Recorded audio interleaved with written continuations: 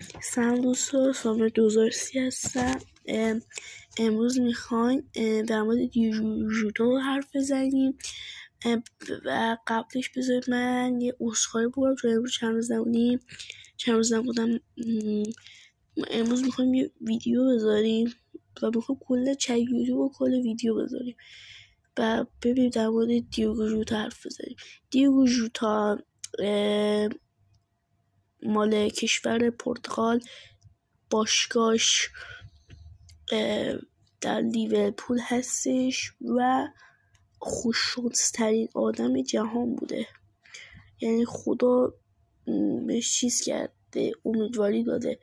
چرا؟ چون جام لیگ انگلیس برده لیورپول و من سیتی و 4-0 لیگو بردن.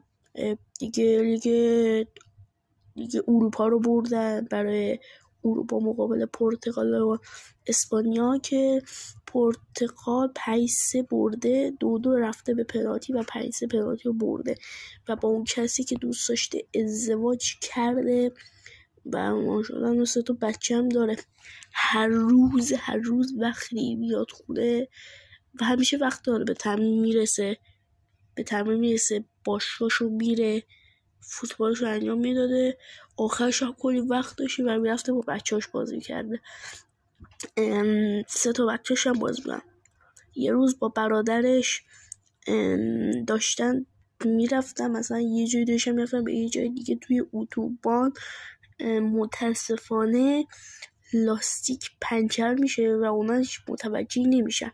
لاستیک و پنچر میشه یا میتره، که اونطوری که میگن لاستیک میتره یا پنچر میشه و ماشین دور خودش مثلا کله ملق میزنه همینطوری و بدون هیچ مثلا صحنه دیوژوتا و برادرش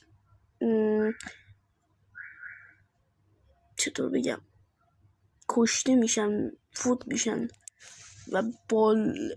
و به سوی بهشت میروند.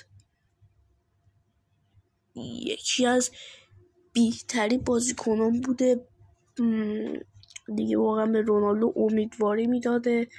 یعنی مثلا سال پیش رونالدو پنالتی خراب میکنه توی نمیدونم جمعه چیز بوده، یورو بودش، غمگین میشه میاد دلداریش میره دیگه، اسمش چی بود، واقعا خوب میشد اگر نمیرفت. فوتبال این چیزا رو داره، یکی ممکن ایست قلبی کنه یا مثل دیگو ژوتا تصادف و تصادفی بشه و پستشو